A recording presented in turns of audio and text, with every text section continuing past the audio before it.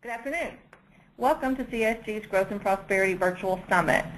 I'm Pam Goins, the Director of Education Policy here at CSG, and we thank you for spending some time with us this afternoon. We ask that you send in any questions in the text box located on your screen. Questions will be answered at the conclusion of the speaker presentation. All the PowerPoint slides can be found on CSG's Virtual Summit website on the CSG Knowledge Center following the event. Again, thank you for joining us for the session on increasing global competitiveness through collaborative education and workforce development efforts. By one estimate, 64% of jobs in 2018 will require more than a high school diploma, whether it's a technical certificate, a 2-year or a 4-year degree. And for each year spent in postsecondary education, an adult is more likely to be employed, earn family-sustaining wages, lead a healthier life, and have children who are better prepared to succeed in school. States benefit as well from an educated workforce. Studies of the return on government investments in education at all levels, from preschool through higher education, show that it is a sound use of public funds. However, we know the gap between how well states prepare and equip their workforces is what is demanded in a highly dynamic, technology-advanced, and globally structured 21st century economy is growing. And how well a state prepares and equips its workers will determine its economic future. Today we have 3 speakers who will offer their insight and strategies to develop highly competent workers who can succeed in a competitive global marketplace. They'll also discuss how states can use early learning, K-12, and post-secondary education to prepare individuals as educated, technology-adept, and highly productive world-class workers. Our first speaker today is Sarah Watson. Sarah is a senior officer in the Pew Center on the States, which is a division of the Pew Charitable Trust. She co-created and directs the Partnership for America's Economic Success, the collaboration of business leaders, economists, and philanthropists that's mobilizing business to advocate for improving investments in young children. Sarah, welcome. Thank you for joining us. Thank you very much. I love this format, but I know we won't be able to do the usual dance of the cards afterwards, so I very much encourage people to contact me afterwards. Pam, do you want to put up my PowerPoint presentation? Yes, we are almost there. Great. Okay.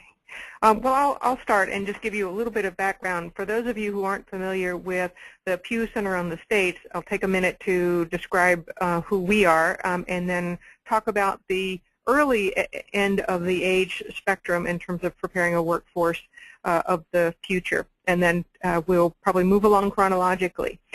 So moving on to the next slide, I am part of the Pew Center on the States, which is a division of the Pew Charitable Trust. The goal of the Pew Center on the States is to indeed help create high-performing states, and we have 3 parts of that goal. One is helping states achieve long-term fiscal health through budget discipline. Second is helping them pursue effective government structures and policies. And third is using smart investments to achieve their goals. On to the next slide. We do this through a variety of ways of interacting with the states. We have a number of 50-state reports on the trends and analysis side of the advocacy spectrum. Many of you are probably familiar with the reports that we've issued on state pension obligations, for example. We released one today on state recidivism rates as part of our public safety performance project. And then where the facts are clear and the interventions are evident, we move towards advocacy campaigns in very specific areas. That's the targeted reforms end of that arrow. And early childhood has been a major area of focus for us for the past 10 years. Moving on to the next slide. In particular, we created a project called the Partnership for America's Economic Success, which aims to mobilize business leaders to be supporters of proven investments in early childhood because of the research showing that these investments can have a dramatic impact on children's ability to become the customers, the neighbors, the employees that our nation's business leaders need into the future. So, next slide. I think all of you are at this workshop because you do agree that there is a need for us to do more to make sure that our workforce is ready for today's increasingly competitive global economy. And this is true across the nation geographically and across the nation in terms of a variety of industries. Next slide. One particular statistic that has brought home this the fact that our young people are not being prepared to succeed was developed by a group called Mission Readiness. In a study that was done for the Pentagon, they found that 3/4 of young adults could not qualify to work in the U.S. military as a private. And they lacked either the educational, the physical, or other types of backgrounds necessary to be able to join the military. And while the military does have very high standards for fitness, and et cetera, many other companies have similar standards, that you can't have a certain kind of criminal background, you have to be free of substance abuse, you have to have a certain level of physical fitness or educational preparation. So clearly there is a problem with our production of young people to be the employees of the future that we need if 3/4 of them aren't achieving a certain standard. On to the next slide. Well, many people have focused on this problem in the high school years or the community college years. What I want to focus on is the fact that this problem starts very, very early. Children develop the types of academic skills, but also social and emotional skills that they need to succeed starting from birth. The period of time from birth to age 5 is a time of tremendous growth in the child's brain. Children develop over 700 neural synapses every second in this earliest years. And either they'll be the types of synapses that will help them persevere, solve problems, follow directions, understand how to learn, or there'll be ones that will not help them build those skills. And indeed will teach them that the world is a frightening place that they cannot control and that in which they cannot learn. Next slide, please. So many both scientists across the spectrum, from economics, from finance, from neuroscience, have looked at these developing research and said, if we want to prepare children to be successful as adults, we need to start early. This slide is from a Nobel Prize winner, James Heckman, the 2000 Nobel Prize winner in economics, which looked at the rate of return to society of investments across the age spectrum and showed that investing early will have the maximum amount of return, because children who start on this path will just do better over time in school. And it doesn't mean that if you don't invest at age 5 that all is lost. You're going to hear about lots of other great strategies. But we do know that there's a tremendous gap that opens up in children's lives before they ever reach kindergarten. And for the children who aren't ready to succeed in kindergarten are often the ones who aren't reading in 3rd grade, who are more likely to be at risk for dropping out and pursuing other bad choices that will hurt their lives and their productivity for the rest of their lives. Going on to the next slide. So this just shows you a kind of a graphic way of connecting the dots, that what happens in the children's earliest years makes a difference in terms of their being able to take advantage of their schooling and to pursue the careers and the path in life that they would like. Next slide. And this isn't just a kind of a theoretical construct. There's been a number of excellent research that has shown the impacts of good early education on children's achievement later in life. These next couple of slides are going to show the impacts based on a randomized controlled trial or a kind of equivalent study that showed the long-term impacts of children who had a good early education versus those who didn't. The ones who had early education were less likely to be placed in special ed, to repeat grades. They were more likely to graduate from high school and attend a 4-year college. Next slide, please. And then these results persisted into adulthood. They were more likely to earn a higher salary, to be employed, and have a savings account. Some of you may have seen this data before because these studies have been discussed a lot. But what I also want to tell you is that we're not just relying on studies that looked at children from 20 and 30 and 40 years ago. There are a number of studies that are now looking at the pre-kindergarten programs that exist today. And I would encourage you to go to a site for the National Institute of Early Education Research. It's NIEER.org, which is a composite, which is a repository of the latest studies. And so we have studies that looked at the programs in Oklahoma, in New Mexico, in New Jersey, in Michigan, that are all showing that today's children in pre-kindergarten programs that are being operated today in today's public schools are making a difference for young children. And they haven't yet followed kids all the way through high school and college because they've started more recently. Obviously, we can't get kids to hurry up and do 10 years of school in 5 years. But we are seeing reductions in special ed placement, for example, and in grade repetition in the earliest grades, in kindergarten, first and second grade. So school systems can save money right away, and we're seeing impacts on children right away that lead us to think that we are going to see these similar results as children age. One other new piece of research, and that's on the next slide, please, is that we want to get out of the idea that all funding for children is a zero-sum game within children's programs. That we want to say that investments in children are not just an area of social policy, but of economic policy.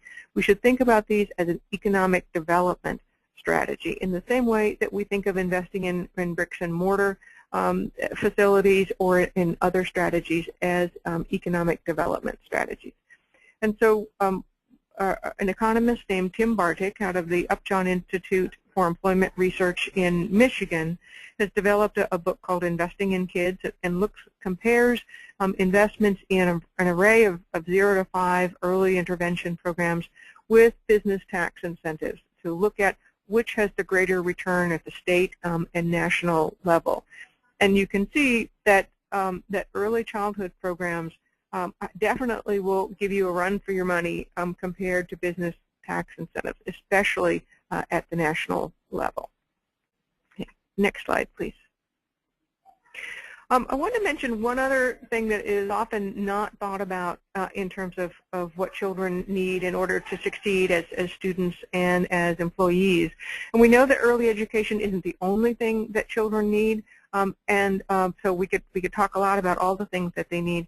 But one area in particular that we've developed a campaign on is in children's dental health.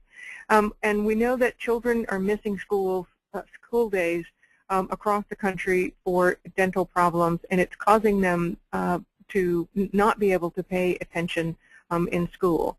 And we also know that the dental problems that may lead to lost teeth as adults can also impact their employment prospects, because people who don't have their front teeth or many of their teeth have faced very dramatic limitations in what they can do as employees. So that's just one other example of a campaign we have underway. Next slide, please. So this economic research, we have used this economic research to reach out to economists, financial experts, and business leaders across the country to ask them to be active in the movement to make strategic investments in early childhood. Not everything works. We shouldn't just throw money at everything, and indeed a lot of our work is in getting states to shift money from programs that don't work in the early childhood realm to programs that do. And I'm pleased to say that this message has really resonated across the economic sphere. Federal Reserve Chairman Ben Bernanke has come out with a couple of statements. This is only the most recent one, where he really endorses the idea that investments in early childhood is essential to grow the workforce of the future. Next slide, please. And this message is also resonating not only in Washington, D.C., but truly across the country. The Kentucky Chamber of Commerce has been one of our leading advocates for investing in early childhood. And this is true, actually chambers of commerce across the country have been some of our greatest advocates on this topic. So if we go to the next slide, it'll show you just a couple of examples of business leaders across the country who have stepped forward and have said that investing in early childhood is essential to growing the workforce of the future. So in Oregon, just to take one example, a business leader named Dick Alexander founded a company called Viking Industries, made storm doors. He then became chairman of Associated Industries of Oregon and has been campaigning for the state to step forward and invest in early childhood. And he not only successfully advocated for the expansion of funding for the pre-K program in Oregon, but he got the state to invest in a first-time investment in home visiting program for infants and toddlers. And home visiting is a parent mentoring program that reaches parents at the very earliest stages of parenthood during pregnancy to get them to learn how to care for their children and to take more responsibility for their children. I'll just one other example in Pennsylvania. The 2 governors ago, the governor created the Early Learning Investment Commission, and this commission has now a network of over 50 business leaders across the country who have stepped forward to say that these investments are essential to our state's economic future. And this group has persisted in this kind of success across governors of different parties, across several changes of administration, and they are really exemplify our message that this is not a partisan issue. It is not something to be owned by Republicans or by Democrats, but is truly taking hold across the country. Next slide, please. So the other types of constituencies that we have engaged in the business community are the national business organizations that can engage their members across the country. And so we have business organizations ranging from the U.S. Chamber of Commerce to the National Association of Manufacturers to the Society for Human Resource Management, all agreeing that investments in early childhood are necessary to save our country and our states and our communities. And we'll go to the last slide. So I just want to leave you with some thoughts about how we can be helpful if this intrigues you, and I'm sure that many of you are perhaps already involved in these types of efforts in your states, but we would love to be helpful to you in a variety of ways. We can help you disseminate research on the benefits of investing in young children. We have evidence that looks at the benefits of housing, nutrition, early care, family support, health, lots of different interventions in young children. We also have a network of business leaders who have been willing to step forward and speak out at events. We have a national business leader summit on early childhood investment that will be taking place July 21st and 22nd in Boston, starting at the Federal Reserve Bank of Boston, and any of you would be welcome to attend. It is by invitation only for business leaders and policymakers only. But if you look at the agenda, it'll show you the types of business leaders who've stepped forward and are willing to share this message, ranging from the president of AT&T California to the chairman emeritus of Vanguard in Pennsylvania.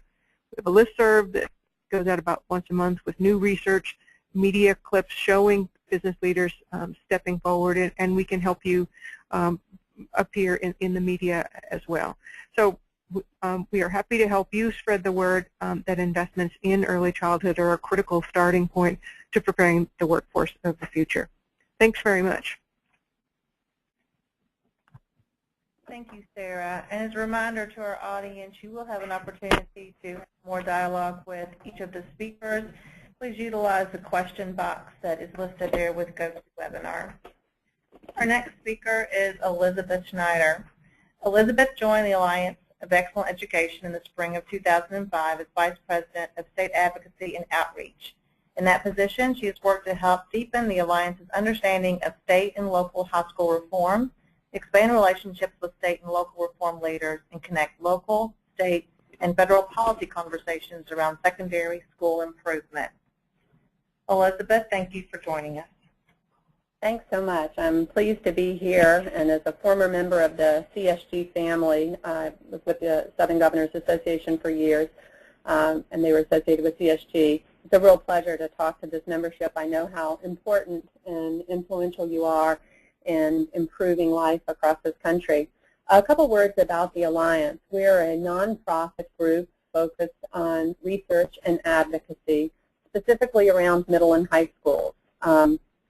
We work very hard to develop our specific focus is on federal policy and improving federal policy to ensure that all students graduate from high school prepared for college and careers, with a particular emphasis on the 6 million students most at risk of not graduating fully prepared.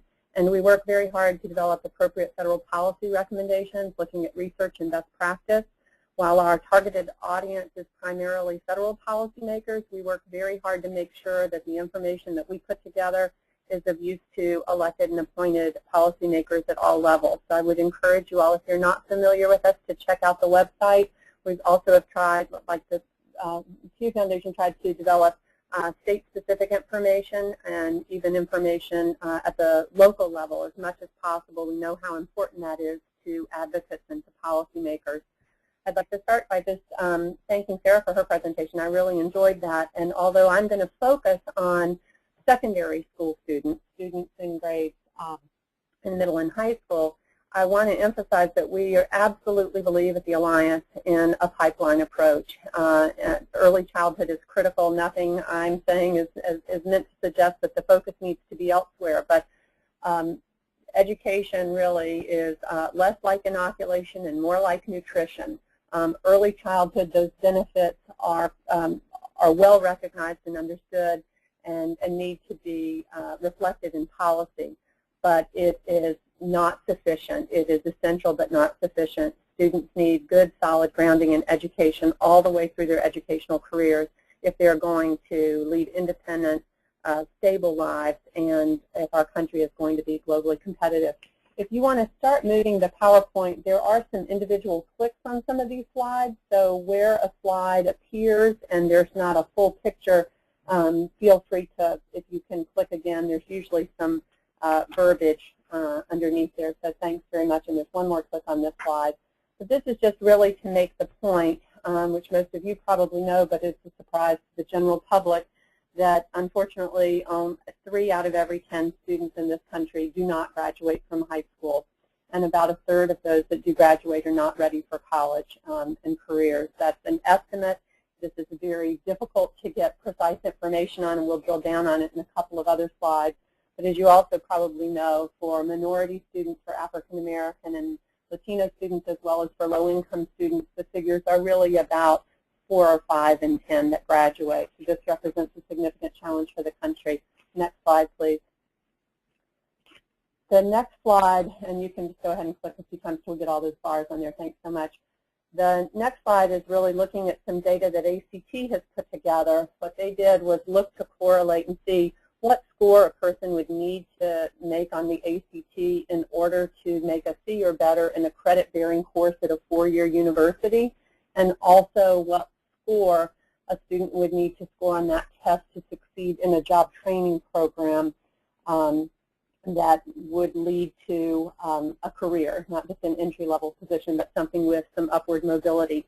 And what they found was pretty disturbing. It is that most students, and these are ACT-tested graduates, that they are not prepared to succeed. And in fact, shockingly, only about 1/4, according to their research, if you make one more click, you'll see that bottom line, only about 1/4 of students are prepared to succeed across the board in all 4 core subject areas. The next slide shows another way to drill down and think about how good a job we're doing of preparing students for the future.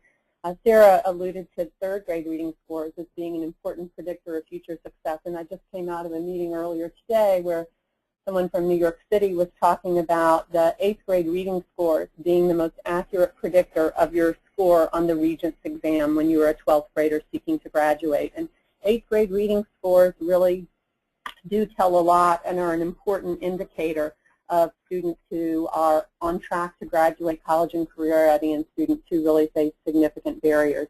And as you can see from this slide, we have real challenges in this country around helping students be proficient in reading by 8th grade. And certainly it becomes very difficult to access the higher level content of the high school curriculum if one is not reading on grade level or at a higher level. So these are important figures to pay attention to. The next slide tries to put into some more global context how the United States is doing vis-a-vis other industrialized countries. Some of you may be familiar with the PISA exam. It's a test that's given to 15-year-olds around the world in developed countries. And unlike many of the tests given in this country, it is not so much a test of your recall of knowledge and information, but it's about the application of that knowledge and information, something that very high-performing schools and systems are focused on, and that increasingly we believe that other countries are more focused on than we may be system-wide.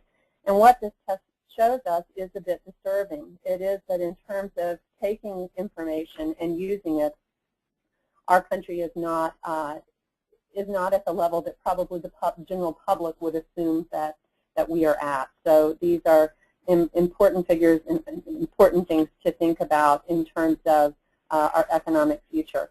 The next slide talks about college completion rates. Back in the 90s, the U.S. was #2 in terms of college completion worldwide. And if you click again, you can see where we are in 2005, and we've fallen. Do one more click there. On that slide, you'll see that we've fallen to 15th in 2005.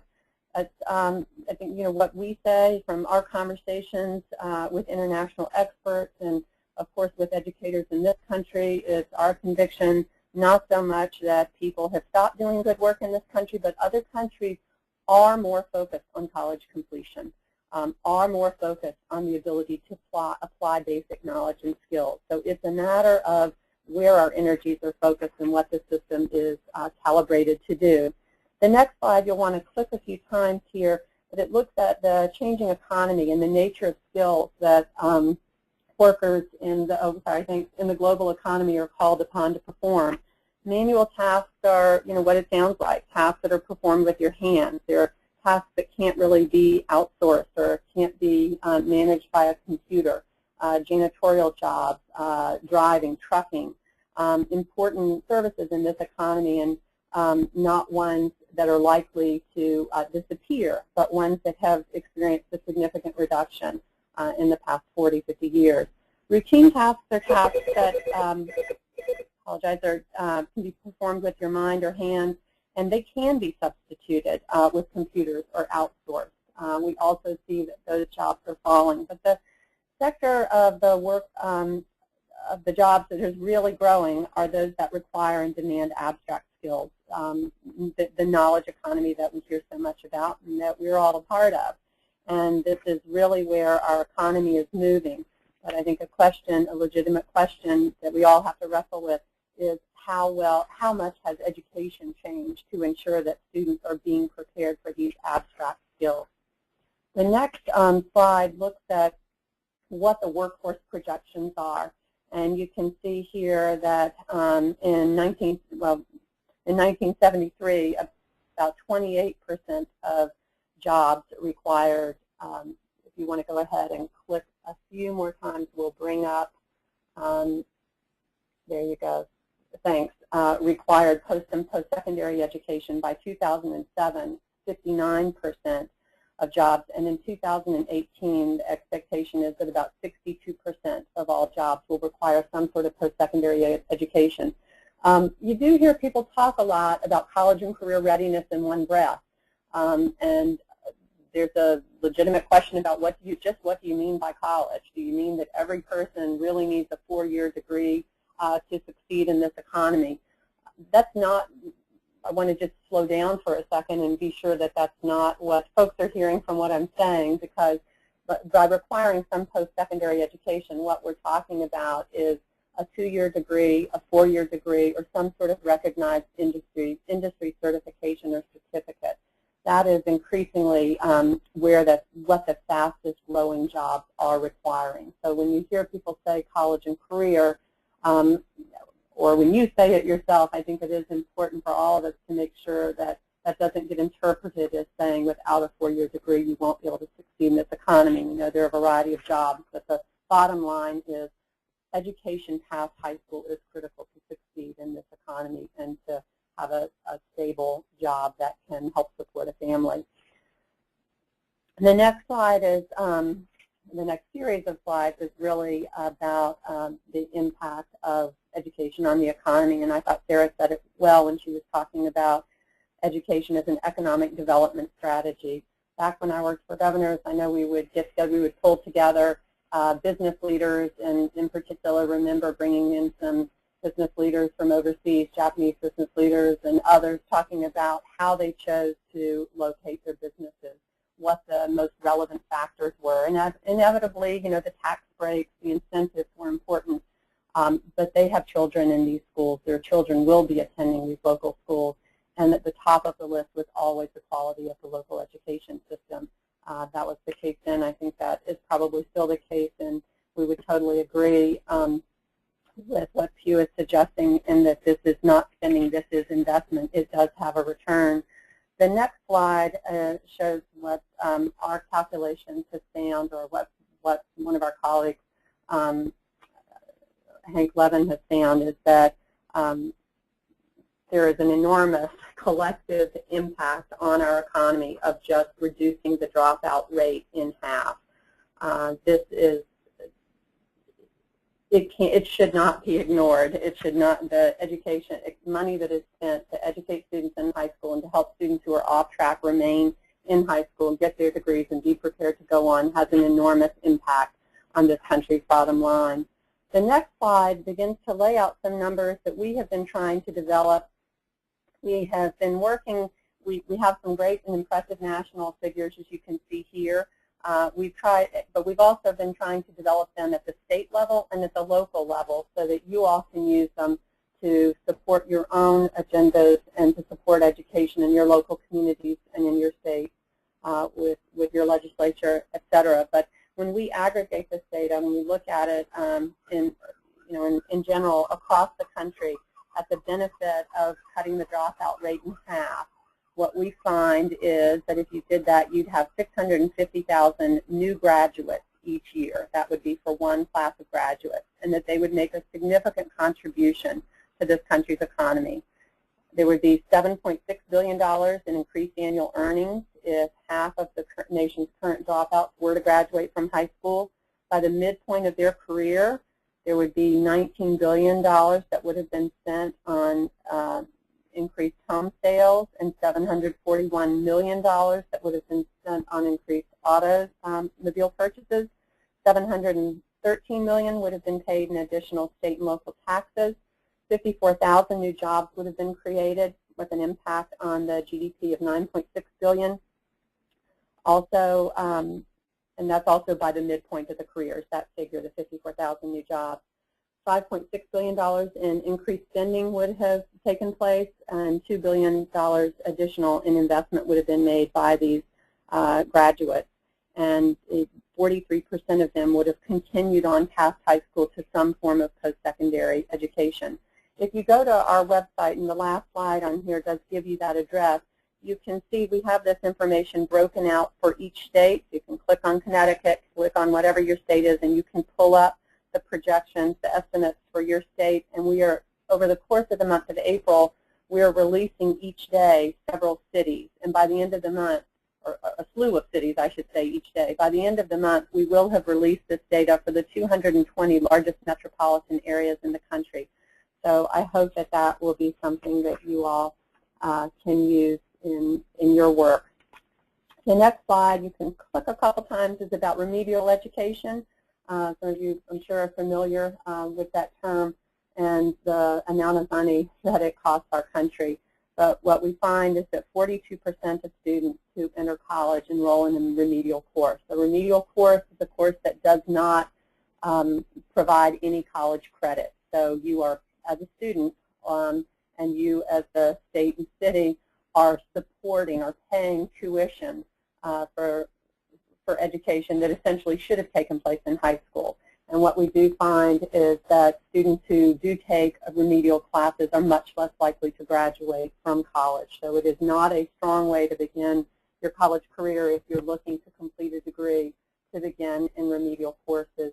and the estimate that we have about the savings that would accrue to states if remedial education, if the same level of remediation was not required, is $3.7 billion. So again, education and the economy intimately linked, and a connection that needs to be better understood by the public and that is critical to policymaking decisions. And the next set of slides is really about a bright light that we here at the Alliance see. And when we look out across this really, troubling education landscape, I've presented maybe not a lot of great news in those early slides about just how our country is faring in terms of graduating students from high school prepared for college and career and how we stack up internationally. But we do believe that there's an important development that is totally due to the leadership of incredible policymakers, elected and appointed leaders in states across this country, and that is the development of Common Core state standards and the commitment of states to develop aligned assessments. If you go to the next slide, we'll just click through a few of the basics on this Common Core standards development. But this is an effort that began in the summer of 2009. My screen just went dark, but that may just be me. Hopefully you guys still can see the PowerPoint. And the state standards currently are really all over the map. And unfortunately, NCLB did nothing to encourage states to set high standards. It allowed states to raise or lower the goalpost and just said, get through the 2 bars. So I think it was really a disincentive to states to set high, rigorous standards. And through the American Diploma Project, which many of your states have participated in, there has been an effort to greater align state standards to college and career readiness. But this was a significant effort on the part of states who worked with experts across the country in math and English language arts, with teachers, with a wide range of groups, with higher education, with business, to try to establish what a student needed to know by the time he or she graduated from high school in order to be prepared to succeed in credit-bearing courses at the college level or in a job or a job training program, and then to backmap that all the way down through kindergarten. So you could look and say, okay, in 3rd grade, in 6th grade, in 8th grade, is this student on track to be college and career ready by the time he or she graduates? The standards were released in June of 2010, and if you can go to the next slide. Again, I think my computer, oh no, there we go, I'm back. The standards that resulted, we believe, and as do many, really that the effort met the challenge. The standards are aligned to college and career expectations. They offer greater focus and coherence than most state standards. They focus not only on content knowledge, but also, as we talked about with the international comparisons and the PISA test, on the application of knowledge and higher order skills as required by this new global economy. They built on the strength of the best standards in this country, and they did look to internationally benchmark these and make sure that if students were succeeding on these standards, that they would be competitive internationally. They looked specifically at evidence, what the evidence showed was required for student success. It wasn't just people debating sort of their theories and their hunches. They really tried to use the best evidence, and as was said before, it was totally state-led and initiated. It was coordinated by the National Governors Association, Center for Best Practices, and the Council of Chief State School Officers. There were additional points given by the U.S. Department of Education for states for adopting the Common Core in their Race to the Top applications, but it's very important to note that this work got underway well before the Race to the Top competition, and surveys have shown that states committed to these standards because they believed they were on the mark, they were superior to what their state was using, and they believed they offered a significant leverage point for reform in their state. So you'll sometimes hear people talk or question, how much involvement there was on the part of the feds, and I think it's important to say, while the feds liked this effort and gave some additional credit to Race to the Top, they have not been involved in it, are not involved in the assessments, and I just heard Arnie Duncan say the other day, we will never be involved in developing these assessments.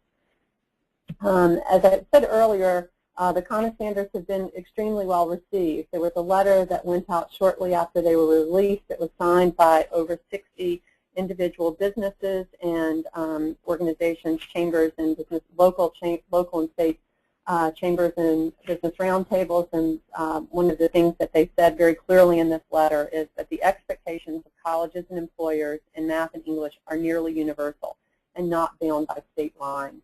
So I think this is an important development to recognize that what a student needs to succeed when he or she graduates from a high school in Michigan is not materially different from what that person would need to succeed if they graduated from high school in Wyoming.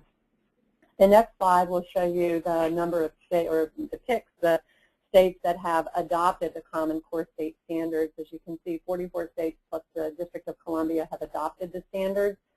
Standards adoption varies from state to state in terms of who's responsible for that. In those states, it's the state boards. In some states, the legislature needs to approve it. In others, the governor. So as you can see, it's working its way through the various state processes across the country. But it's an enormous response to this work. And I don't think any of the folks who were early on pushing and supporting this initiative would have even believed it could have garnered this much support. But it is over 80% of the students in this country that are now would be covered by this initiative live and go to school in states where the common standards have been adopted. The next slide talks about one of the critical pieces of implementing these Common Core State Standards, which is making sure that state tests are aligned to them. We do know that just as currently state standards are all over the map, we also know that state assessments really are not the best reflection of what students are capable of doing, and in many cases really grossly overestimate how proficient students are in math and English language arts. So there are two groups of states that have came together to compete for and to win federal funds to develop next generation assessments that they are working to develop and that would be ready to go online in the 2014-2015 school year. They are assessments that would measure the mastery of the Common Core Standards, provide a common measure of college and career readiness across states. They would, some of these tests would not have any multiple choice items. They would really seek to try to capture higher order learning and skill application. They would leverage new technologies, and they would really provide real benefit to students and the large number of students that move around in this country year to year and have their educations disrupted because of it. Right now, states collectively spend over $1.3 billion on state tests. So this is an incredible opportunity to realize economies of scale and significantly improve most state tests, which are relatively low level and pegged to about a 10th grade level of performance rather than actual college and career readiness. The next slide just ticks off what some of the other elements of implementation are. And by that we mean that the Common Core State Standards, I think, are seen by most state leaders as a new orienting principle for K-12 education, and that in order for it to have its maximum impact, the curriculum needs to be aligned to those standards, assessments need to be aligned, professional development, just as important, professional education, pre-service education, support for teachers, support for students, instructional materials, intervention resources. I think you've got one more click there. And the last slide is just to basically make the point that this new orientation of college and career readiness for all students, with college understood and construed broadly, is aligning to what the workforce requirements are for students to succeed. We believe that this new focus really offers enormous potential for greater numbers of students to succeed and for our country to increase its global competitiveness, economic competitiveness long term. The next slide just is going to show you those 10 faces with the hope that one day soon all 10 of those students would graduate prepared for a successful future. And the last slide will just give you our website address and you to get on there and avail yourself of any information. Thank you. Thank you very much, Elizabeth. Our final presenter for the day is Dan Hurley. Dan has served as the Director of State Relations and Policy Analysis for the American Association of State Colleges and Universities since March of 2007. The association, which is located in Washington, D.C., consists of some 420 public college and university presidents, chancellors, and system heads from throughout the United States. In its capacity, Hurley provides analysis and commentary on a broad range of public policy issues affecting higher education at the campus, system, state, and national level. His expertise includes issues related to college access, higher education finance, as well as economic issues associated with public postsecondary education. Dan, welcome. Thank you, Pam, and good to be with you all. I'm going to finish out this discussion focusing on the kind of intersection of higher education and workforce and economic development. Just a few additional words about the association which I represent. There are certainly many of them in the Washington, D.C. area. There's probably about 35 higher ed associations here in D.C. There's 6 that are presidential-based, meaning the CEOs of the various campuses. So we represent about 420 of primarily master's comprehensive public state colleges and universities. About 40% are in urban areas. 40-some% are in rural areas with the balance in suburban. We enroll about 53% of the nation's public 4-year students. Our campuses range from anywhere from 1,000 students to 50,000. We enroll about 55% of all minority students in the U.S. In the public sector. We're pleased with that. Graduate about 28,000 students per year. And one distinct characteristic of our association, obviously a lot of attention at the federal level, but we also have a state policy unit as well. The next slide. This will be the third time this study is referenced between Pam and Elizabeth, and that is a well-cited Georgetown University Center study that came out under the auspices of Tony Carnevales, and that is just a continued need for human capital. The suggestion that within about 7 years, 63% of all jobs will require some type of post-secondary education. Again, meaning not necessarily a 4-year degree, but a credential 2-year degree or above. And that equates to about 22 million new workers. But at the current rate that we're at, we're going to fall short by about 3 million individuals. That's equivalent to about 300,000 college graduates annually. Next slide. So, again, this probably is, I would imagine, speaking or singing to the choir. We all know this, the return on investment of higher education, although it is interesting how many commentaries I come across, continuously contesting whether or not, especially given the increasing rate of tuition prices, whether a 4-year degree especially is worth it. And I certainly think that the evidence is out there to suggest a hearty yes. Certainly in the last couple of years, given the Great Recession, we've seen very high unemployment rates, but the unemployment rates for college graduates has been consistently about half, if not less than that, of those with a high school diploma. So certainly job security is real key and comes with the acquisition of a college degree. And then earnings, obviously, personal income means a lot, pretty key indicator. Both at the personal and public level, and you see there the difference between college grads and high school grads, and that gap, that earnings gap, has been consistently growing over the last 20, 30 years. And for advocates of higher ed, that's good, but it's also a concern for those on the lower end of the educational spectrum. And I think that especially that data point alone just really affirms the importance of value of post-secondary education. Next slide.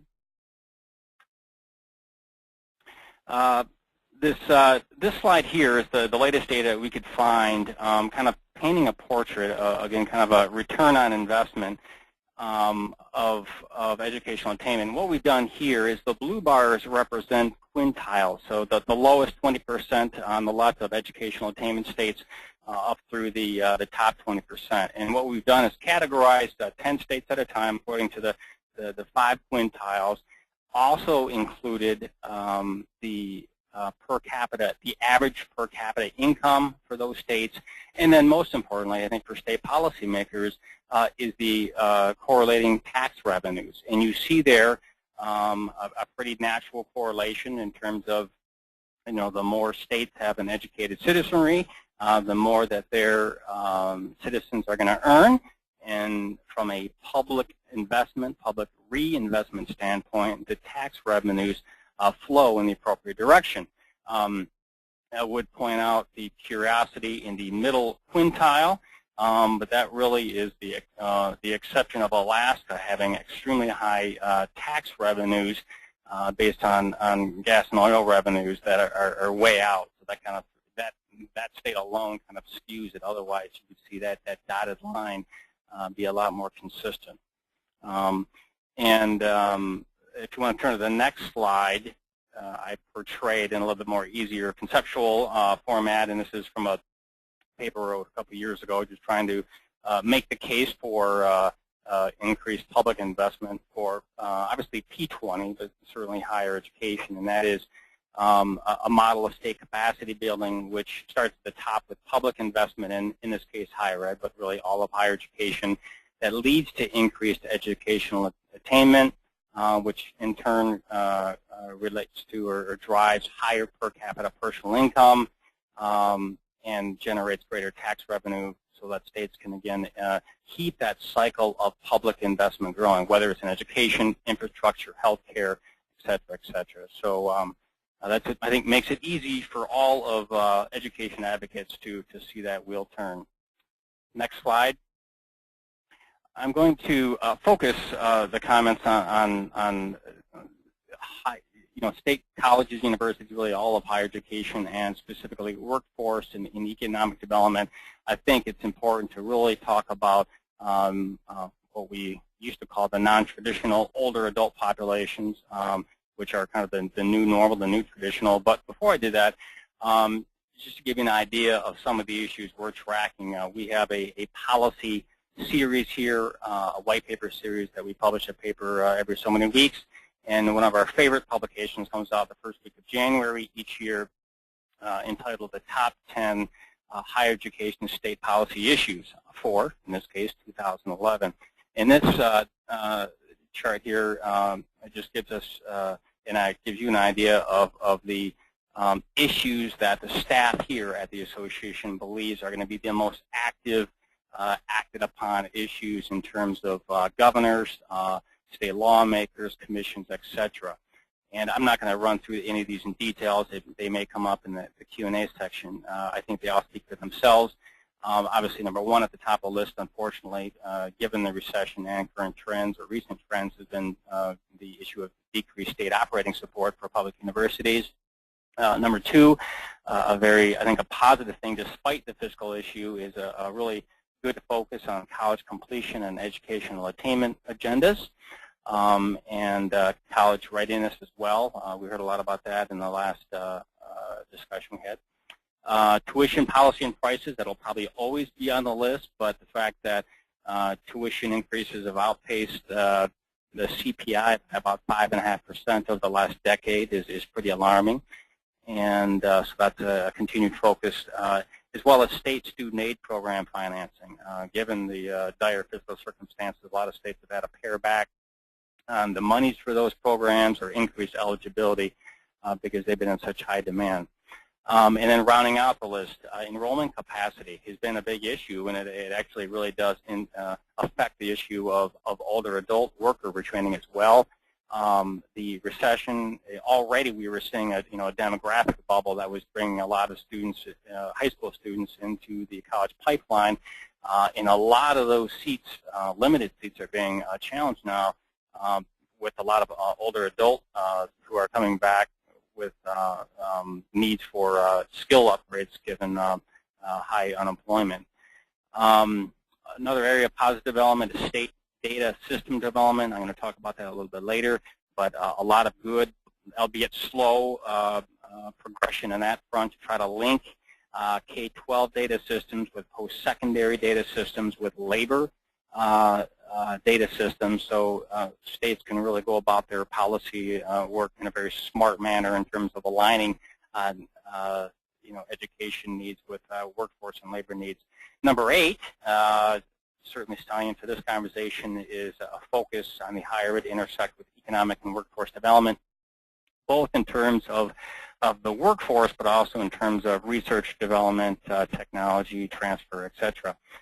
Number 9, not necessarily a policy issue per se, but certainly something that caught our attention, a lot of the public's attention last fall in terms of state political climate. We're seeing a little bit of that bear out in some states, i.e. Wisconsin as of late. In number 10, another positive area, I think, and that's the state's regulatory framework. I think we're seeing a lot of governors, lawmakers sympathetic to public higher ed leaders, other agency leaders saying, hey, we don't have any new monies we can give you, but what else can we do to help you cut costs, streamline operations, etc., while maintaining accountability? And this is one of those areas, I think, in the areas, for example, of procurement, tuition policy, public-private partnerships, etc. There's a real opportunity to provide for some regulatory reform, at least in the higher ed arena. Next slide. I thought you would find this interesting. The Education Commission of the States recently released a report on state commissions and task forces by kind of area along the educational workforce economic spectrum, and I thought thought it was interesting to note on the far right of the various issues: financial aid, P20 alignment, post-secondary productivity, other strategies, and then workforce strategies. Leading the list were 38 various state commissions and task forces looking at workforce strategies, and so and these are in areas pertaining to career and technical education, emergency training for the unemployed, funding local economic development initiatives, industry-specific licensure opportunities, one-stop centers, integrated workforce services, etc. And so there certainly has been a lot of focus on this, and certainly this CSG webinar is an affirmation of that. The next slide. I wanted to really focus remarks on a recent report that was released by the National Governors Association that took a pretty hard look at what primarily public universities are doing with regard to workforce development. And when I think of this issue, it's not just again about the traditional 18 to 20-year-old traditional college student pipeline, but really the whole state population and the composite, with a focus again on that adult segment. Because if we are individually as states and certainly as a nation going to come close to meeting any of the goals set forth, whether it's by President Obama, the Lumina Foundation, and the various other groups out there, we absolutely have to rely on more adults going back, participating in post-secondary ed and getting some type of post-secondary credential. And so the National Governors Association put out a report just a couple of weeks ago looking at what states are doing and focusing on 4 states in particular. And I want to give them full credit, and I'm going to run through there. One of the observations made is that certainly a lot of these states' commissions and task forces were looking at how they can get more students into college and through college, and it sort of ended there, where there's been a trend as of late where governors, state policymakers are shifting a focus to take, in addition to those areas of college success, to really be a little bit more critical about, okay, in what degree areas, okay, to make sure that there's good alignment with the state workforce needs. Next slide.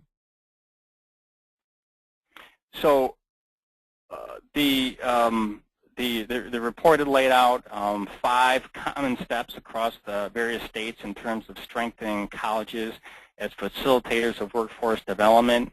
One is to, of course, set clear expectation that higher education has a role in states' economic development. And I think that always hasn't been recognized by state policy leaders. I will tell you that the presidents and chancellors of the public universities and systems that our association represents certainly believe and very much desire a seat at that table, again, both in terms of the workforce development side of things, but also more broadly in terms of economic development, are key players often in terms of applied research and technology transfer. Second, a real emphasis on a rigorous use of labor data to define goals and priorities.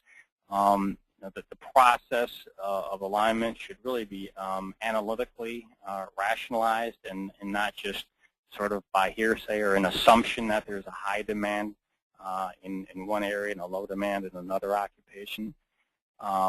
3, encourage employers' input in higher education. Certainly a no-brainer, but again, I think it's always good to have that affirmation because it might not be taking place at the degree it should be. 4, require institutions to collect and publicly report impacts. And again, I'd like to think that all state colleges and universities are doing that, but again, there's probably a varying degree, and I think all institutions could be doing better. I will say that the entire public full-year sector launched an initiative a couple of years ago called the Voluntary BSA. I'm blanking on it. Voluntary System, thank you. Voluntary System of Accountability, in that which is a website linked to every institutional's website that focuses on those public impacts. And lastly, an emphasis on performance as an essential factor in funding.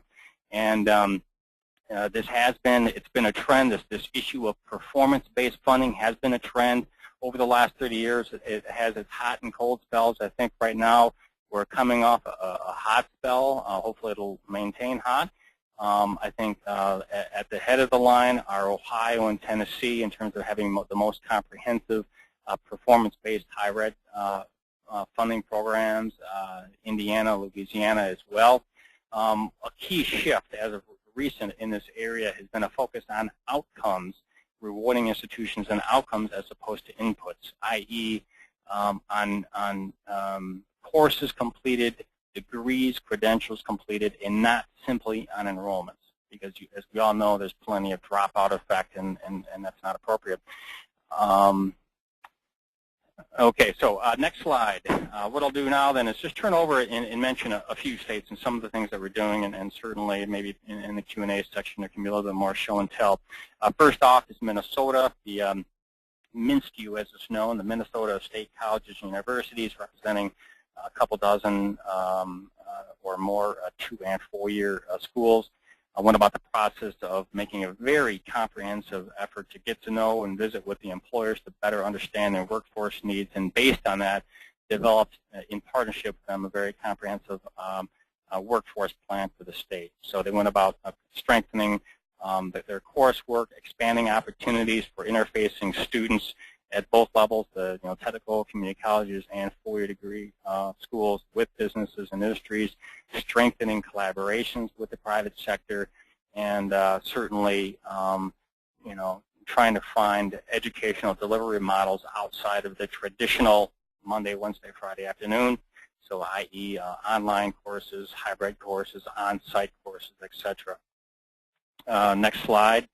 Also in Minnesota, this dates back a few years ago, the legislature put aside some monies for, and this has happened in several other states as well, set aside some money for the system to establish centers of excellence. We know that a lot of states are focusing on key areas of strength, niches in the marketplace, and you see some of the areas listed there, healthcare, manufacturing, and information technology. And in so doing, these centers offer state-of-the-art programs, practical applied research, and connections with K-12 schools, as well as business and industries to help local economies thrive and transform themselves. Next slide, moving on to North Carolina. Back in 2007, Governor Mike Easley had urged the University of North Carolina system to undertake a real extensive planning process to develop a vision and strategy to increase its role in economic development. They identified 7 challenges in response, working with the state, and you see some of the outcomes listed here.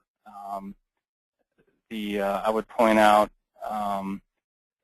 the third one again is using real solid data that they had working with the states to be responsive to labor market demand, and in that process they developed, for example, a much more comprehensive and larger bachelor's in science of nursing programs in response to local nursing shortages, and they developed 15 new professional science master's programs in response to the demand for multi-skilled scientists, obviously probably driven by the research triangle area, biotech and pharmaceutical as well. Next slide, moving on to Ohio. I'm supposed to be a spokesman on behalf of course, our campus and presidents and chancellors, but also like to do so on behalf of our more innovative states, and I would have to single out Ohio is probably making the biggest leaps in terms of a comprehensive strategic plan over the last several years. Now, again, back in 2007, then Governor Ted Strickland had made higher ed a central aspect of his administration, and put together with a new chancellor who recently departed a few weeks ago, Eric Fingerhut, a Turnaround Ohio economic development initiative, and just did a really comprehensive effort.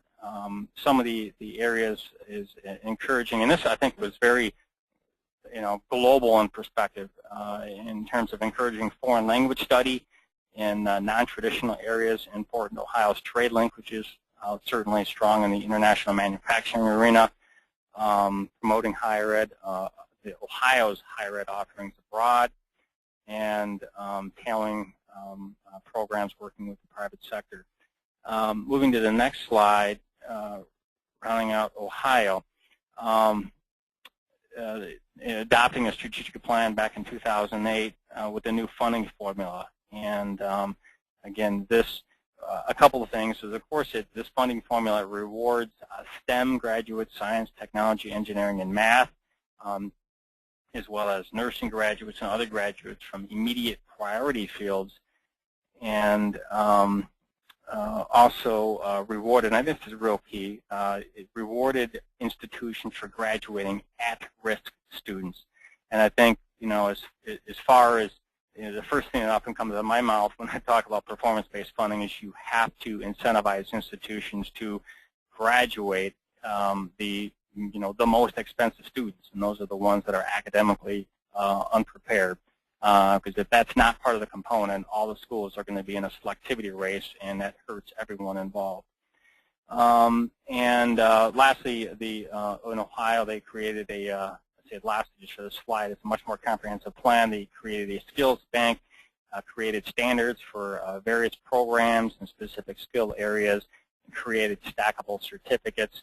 One area as well that's not listed on this slide, which I applaud Chancellor Fingerhut for and the governor for, is looking at the state's higher ed system comprehensively and trying to make it more cost-efficient, productive, and really encouraging, requiring, in fact, the various post-secondary institutions, even the master's comprehensive universities, to say not everyone is going to offer every degree that they want. And they looked at the regional workforce, the regional industrial base, and said, X university, you need to focus on these areas, healthcare, whatever. To another university, you focus on manufacturing, et cetera, et cetera. And I think that that's a very helpful thing to do. So myself, and in fact, I think the entire American higher ed community, we do hope that the new Governor Kasich will continue with the strong gains that have been made in Ohio. And lastly, moving on to Washington State, they conduct an assessment biennial of a match between higher ed credentials and the forecasted employer demand. I think that might be something that takes place on a longer-term basis in other states, but I think it's helpful to be very consistent about that because, as we all know, occupations change, as do skills demand. And so they've developed recommendations on a series of things in terms of investment in high-demand programs, number of students going into those fields. A lot of it is almost marketing-based from a state perspective. A lot of times there's a demand, but students don't have an interest, so that's a part of it as well. And then building a re-entry pipeline to encourage working adults to acquire new skills. We've all heard stats about the number of individuals in states and across the country that have some type of post-secondary education but not a degree. And again, that's just such a key group to try to encourage to go back to school. Next slide, which is essentially the last slide, is just rounding out with Washington in terms of an economic vitality dashboard that they've created that measures the alignment of student and economic outcomes with respect to the state-identified goals in terms of degree production, high-demand degrees and certificates that were earned, participant earnings, which I think is very important from an accountability standpoint, and also going back to that marketing issue. Making the various agencies responsible and setting goals and targets and providing an action plan and due dates for following up on these various areas. And I think that accountability from the state to its post-secondary institutions and various workforce development agencies is very helpful and appropriate. So let me, that's just a snapshot of that one report, but we have a lot of talent on the phone, so let me turn it back to Pam for a broader discussion to round out this seminar. Thank you, Dan, very much. We'll open now to questions from our audience, and let me start with a question for Sarah. Sarah, we heard you talk about social and emotional skills in young children. We focus so often on strong academic skills in the classroom. How would you suggest that educators can also prepare the social and emotional skills of their students? That's a wonderful question, and you are absolutely right that advocates, educators, academics, et cetera, have just in the last couple of years begun to focus on the importance of social and emotional skills. So many people say, well, don't the impacts of early interventions go away after a while? But what we're finding is that the social emotional skills and capacities that are formed in those earliest years are really what matters most in life.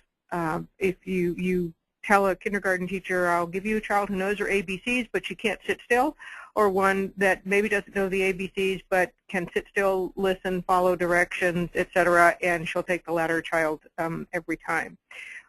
So increasingly, people, early educators, are ensuring that the curriculum that they use for early education, and it is a curriculum as formal as anything that you would want to see in K-12 or higher ed, it's just different, it's appropriate for that age, are incorporating learning the skills that help children be good learners, in addition to colors, numbers, shapes, letters, etc. So I probably don't need to go into detail about the curriculum, but just to say that that is just as important as the academic skills, and it is incorporated into good quality early education curricula. Thank you. The next question is for Elizabeth. Elizabeth, you mentioned when you were talking about the Common Core state standards that businesses such as Kodak, Intel, Dell, and others had endorsed the Common Core, and you had made the comment that the expectations are universal across all states. How do you suggest states and local districts encourage collaboration with state and local businesses to prepare the students for the future?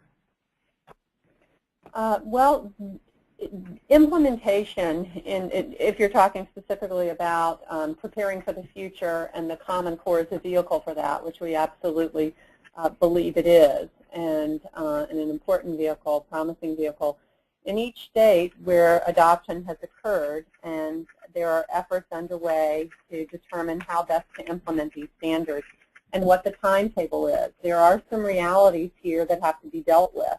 Most states do have assessment contracts in place, and the timing of those either works really well for these new assessments that are coming online in 2014, or it really isn't ideal. I've heard recently from folks in Kentucky, and they are in a really optimal situation in terms of some states, for example, just adopted new standards 2 years ago, so the turn of new standards is not a good thing. But in Kentucky, they're in a good situation, and they will actually begin using these standards in the classroom in the fall.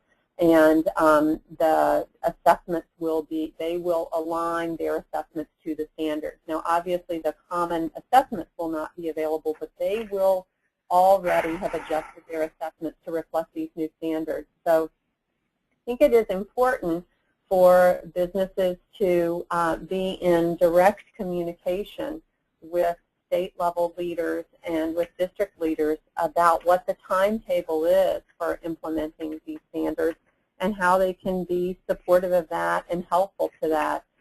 Even if you're a state who's not going to be able to align to this until more of the out years of 2014, 2015, there are ways to begin to support the education, the development of critical thinking skills through the types of existing efforts that your business may already be engaged in with your school system, through arranging speakers or through tutors or in other ways. But it is important, I think it is a very good opportunity to help get people on the same page about what we're trying to do for kids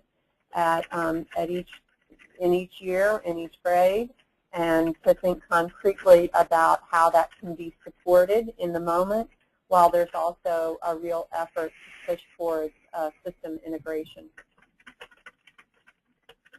Thanks, Elizabeth. And Dan, a question from one of our audience members to you. You said in your comments that the difference in the earnings between college and high school, but what about the initial skill level of those who go to college versus those who don't? Is the college education the causal agent? Yeah, well, certainly there, and that's a good question. There is, a correlation with the more skills that you have and the earnings, but there is a clear difference in terms of whether or not one, I don't know if this goes to the question or not, but whether or not one has a credential. And it's interesting because on one hand, we in the higher ed arena hear once in a while that it's all in the future going to be about skills and knowledge, and the traditional degree or credential isn't going to matter. And one can easily conceptualize that, but the marketplace is telling a different story, and that is that individuals can have 3 years of college coursework but no degree, contrasted with an individual that has a 2-year degree, maybe even a less of a knowledge or skill portfolio, and that associate's degree holder is going to earn more. And so it's the acquisition, I think, why it's good. There's a good focus from the president, from governors, legislatures, commissions, et cetera, to focus on degrees and credentials of value, at least of a year or more. So again, there's there's certainly a continuum of the more you learn, the more you earn, but credentials continue to have a real strong value.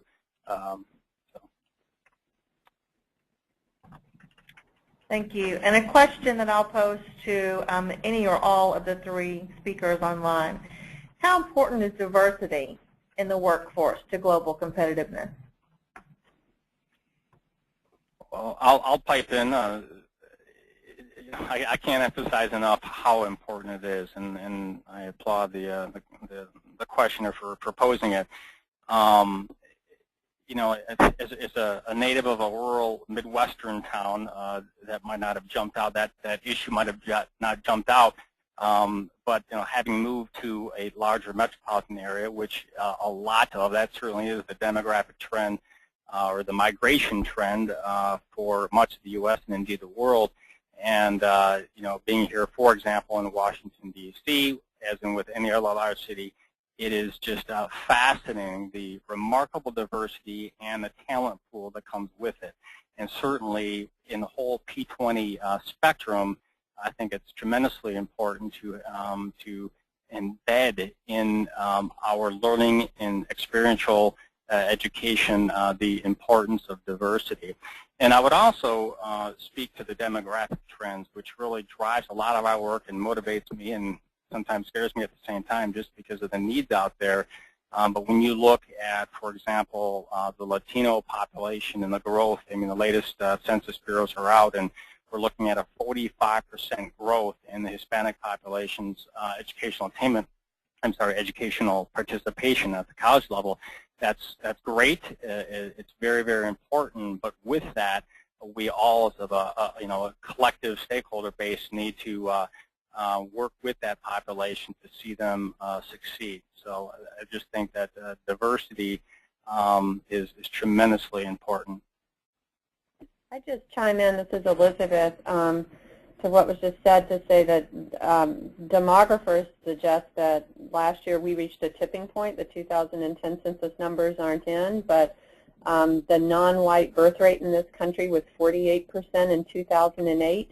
And there's an expectation that 2010 was the first year where non-white births exceeded white births in this country. So that demographic point is really critical, not just in terms of, in one sense, in terms of closing the achievement gap in this country. If we do not begin to graduate more than 40 to 50% of our non-white students from high school, and a significantly larger number than currently graduate from 2- and 4-year institutions or with certificates, our economy is really going to be in trouble. So we have a very diverse population, rapidly diversifying, and that needs to be reflected in terms of our efforts in the education system.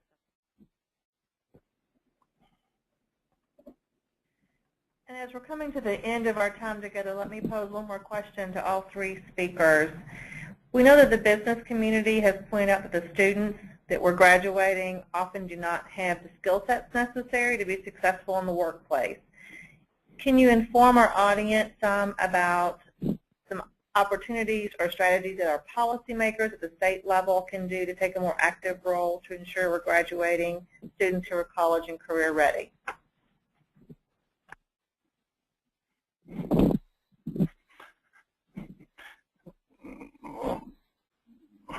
Elizabeth, do you want to discuss that?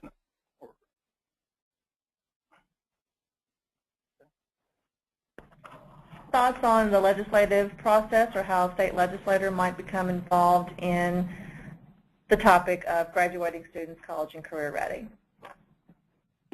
How a state legislature might become involved in that, is your question, Pam? Yes. Yeah, well, I think state legislators have an enormous responsibility in this area in terms of passing the state's budget, and what, as we've talked about earlier, education is an investment. This is a time when state legislators are being called upon to make enormously difficult choices about budgets. But I think just as there have been efforts on the part of some federal lawmakers on both sides of the aisle to preserve investments in education and really recognizing and understanding the return on that investment, that this is not pure spending, it is an investment, that's critical, to really take a close look and see how well your state is doing on measures of college and career readiness is important. If you go to our website and click on the map, when you go to your state, you can pull up a card that gives you a snapshot of information on how well your state is doing in preparing kids for college and careers. So I think trying to make sure, as you exercise oversight, as you interact with educators and policy leads on education in your state, that there is a real focus on college and career readiness for all students, that is a critical role of for state legislators and a really important one. Pam, this is Dan Hurley. One thing I didn't mention, it was certainly covered by both Sarah and Elizabeth, especially Elizabeth, was the whole issue of the Common Core standards. And certainly public investment in P20 is remarkably important, but I do think when I go back to the top 10 issues, the higher ed issues that are going to affect states' policy agendas and educational attainment goals, the brightest spot clearly out there, I think, is the core standards movement. And it's all about holding our youth to higher expectations, higher standards. And I think that parents and the students themselves at all grade levels want to be held to a higher standard. And I think that it's great to see the fact that there's 44 states that have adopted Common Core standards. I think that's just a remarkable accomplishment for this nation and the states and the governors, more so than any other feat, I think, in recent years.